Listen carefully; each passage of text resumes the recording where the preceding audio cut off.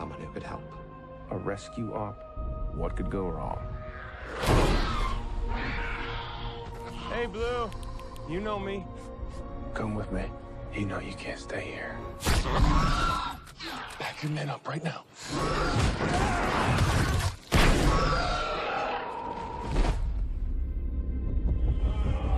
It was all a lie!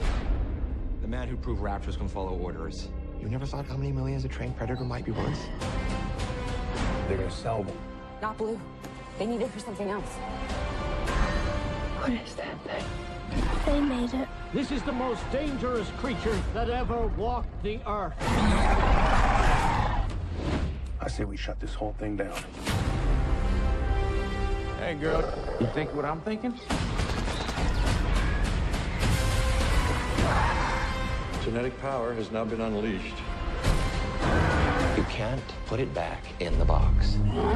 Aloha! This is Trinidad the Island Man, your Island Man, coming to you live once again from beautiful Colorado, here in and around the city of Denver.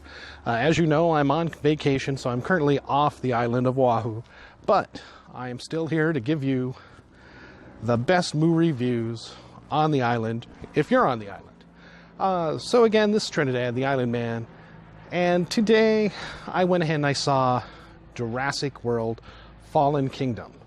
Now this is part 2 of the original Jurassic World that came out in 2015, and it picks up right after, well, 3 years after the events of Jurassic World, where we see the park totally in disrepair, completely in shambles, very much like the original Jurassic Park and the original Jurassic Park Part 2. And in some ways, I feel that it plays very much like the original sequel to Jurassic Park. Well, but without further ado, remember our rating scale. Shock a thumbs up. It's good to see. I recommend it. Shock a thumbs down. It's bad to see. It's junk. I don't recommend it. And overall, I would have to give this a shock a thumbs down.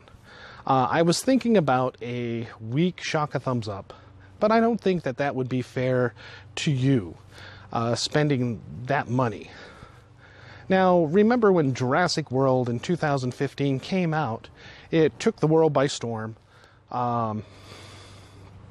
getting well over $1 billion at the box office. It was a great boon for Universal, and you know, sequels were sure to follow. And 3 years later, we get Jurassic World Fallen Kingdom. Basically, Jurassic World Part 2. And very much, like I said, Jurassic Park Part 2, we get people returning to the island. This one under the guise of them trying to rescue these dinosaurs. Very much like the trailer says. Well, this stars Bryce Dallas Howard, Chris Pratt, Justice Smith, and Panada, what's her name? Panada, well, I'll flash it up on the screen. Panada, I can't remember her last name. I think she played the hologram in Blade Runner Part 2. But again, very much like Jurassic Park Part 2, we have people returning to the island. Again, as the trailers suggest, there's a volcanic eruption on the island that's going to wipe out the dinosaurs. I guess during those 3 years, they just left them alone. Regardless that I guess the pterodactyls could have been roaming the entire world. They never left the island for some reason, nor had the swimming creatures, I suppose. Plot flaws, I guess. But essentially in this one, it is John Howard, the original, the old man who had died from Part 1 in real life. So he was never in Part 2 or the following ones, although they did give a voiceover. The one who had created it all in the very first movie, his estate and his partner and friend running the estate have decided to rescue these dinosaurs, whereas government funding for this rescue operation has dried up. They're not going to do it. They feel it's best that they go ahead and meet their demise, which, if you'd seen my review previously of like Jumanji, I think I talked about how I felt this was a little bit underdone as far as a plot that we want to rescue these dinosaurs. And that turns out to be a guise. This is going to have some small spoilers, as it does shift into the weaponization of dinosaurs, very much like we had seen in part 1 of Jurassic World. Here, the mercenaries that the estate sends to collect these dinosaurs do it so that they can sell them to the higher bidders. We see the scientist come back again, ready to, as they extract some of the bones and DNA from the big dinosaur, the raptor, modified raptor in the first Jurassic World, and to shape him more into a smaller raptor-like creature that would be more compliant for soldiers and mercenaries' use throughout the world. But of course, like what usually happens, one person's greed unleashes all the dinosaurs, essentially, and chaos erupts at this auction where most of everyone is killed. We have Chris Pratt, Bryce Howard, Panada, and Justice Smith running about, trying to hide, trying to get away from this other threat. I guess a subplot of this movie would be, very much like nuclear weapons and the proliferation of nuclear weapons and technology. Here we're talking about genetic engineering being the next, proliferated evil of mankind. Yes, it's a great benefit, but yes, in the wrong hands, it is, like nuclear power, very destructive. And we see that these people who get away in the end with these dinosaur samples will continue to make them throughout the world for their own use, for their own gain, basically, possibly for armament. But of course they get out of hand. And as Jeff Goldblum speaks in this movie slightly about warning us of the dangers that, soon they may overtake us, that is how the movie essentially ends. Very much so, I think, in line with the original Michael Crichton books of Jurassic Park, whereas it talks about the dangers of these genetic engineering, these cloning of dinosaurs, because once they're unleashed, they will, of course, have babies, and they will be very unstoppable for the average person and impact our lives greatly. The same as if we lived with multitudes of tigers running in our streets, lions, etc. They will advance us on the food chain. If there were many, many more sharks in the ocean, if those sharks somehow evolved to leave the ocean, and come after us, then that would also be, a serious problem for many, many people.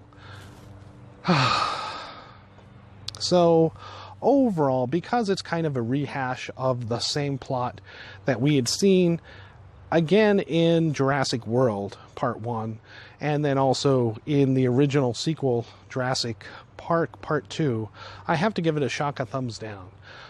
There is some action in this. There is, the typical romantic separation and reunited romance, relit romance with Bryce Howard and Chris Pratt, which I think is just a little forced. I don't think it needed to be done, and that just... It's there to sow tension, but right away that tension is pretty much dissolved, and it does not remain a focus in the show. In the first movie, you could see how the two personalities, conflicted with each other. Their differencing of opinions greatly affected what happened in this movie. In this one, they start out separated, but essentially they very quickly see that they're on the same line of thinking. And once that occurs again, and they find themselves in this pressure, they again, of course, come together as one to assist these dinosaurs and stop the evils of this military mercenary force from collecting these dinosaurs, or at least they attempt to. And in part, they're successful. There is, again, another side plot with the genetic engineering, that a human is cloned, thus showing additional ethical, moral concerns with the use of this genetic engineering, very much like what we would be facing today, very much like what we are facing today. As, animals have been cloned. As far as we know, the public, human beings have not been cloned. I am sure that somewhere in some country, this has been tested out already. And, in the next 10, 20, 30 years, definitely by the next 50 years, we will be seeing some of the ramifications of this, whether it is in tissue and organ donating or full-fledged people being, rebirthed, I guess. All we need now is, something to record memories and put personalities into it, very much which I think AI would combine with that. Ooh, that could be workings for the next movie. If they could put a human mind inside of one of these genetically engineered dinosaurs, that would ultimately become the super soldier of the Jurassic World era. And I think that would be a hokey part 3. But I think people would pay to go see that. And, with the tension and excitement, I think people would probably want to see that. Maybe even more than this one, as in a lot of the action, we have seen it, especially with the larger, more powerful genetically engineered dinosaur from Jurassic World. In this one, it is redone again, very much more on the size of a raptor. A little larger than a raptor, but smaller than a T-Rex. But yet, again, it is the same plot. Blue, the good raptor dinosaur, comes to save Chris Pratt again, and the humans and this one dinosaur team up to defeat it. So it is a little bit of a rehash. So overall, I have to give it a shock of thumbs down. If you want to wait till streaming, Netflix, DVD, those would be your best option, along with maybe matinee or the cheaper days, such as $6 on Tuesday at Regal, $7 and consolidated on Monday, Tuesday, and Wednesday. Other than that, I couldn't see paying full price for this. All right, thank you so much. This is Trinidad the Island Man, your Island Man, off island, giving Jurassic World Fallen Kingdom shock a thumbs down overall. I think with the militarization of these dinosaurs, I think if we could have seen them in the field and gotten away from the park entirely, I think that's where the movie should have ventured, instead of taking up, a good almost half of the movie, getting these dinosaurs again. It's like, why are you getting these dinosaurs again? They were created in the lab. They were put over there. You have samples of them already. Somebody does.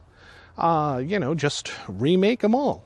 right there and then, you know, which was my rationale for why do you want to save these dinosaurs. But again, that's just a side plot.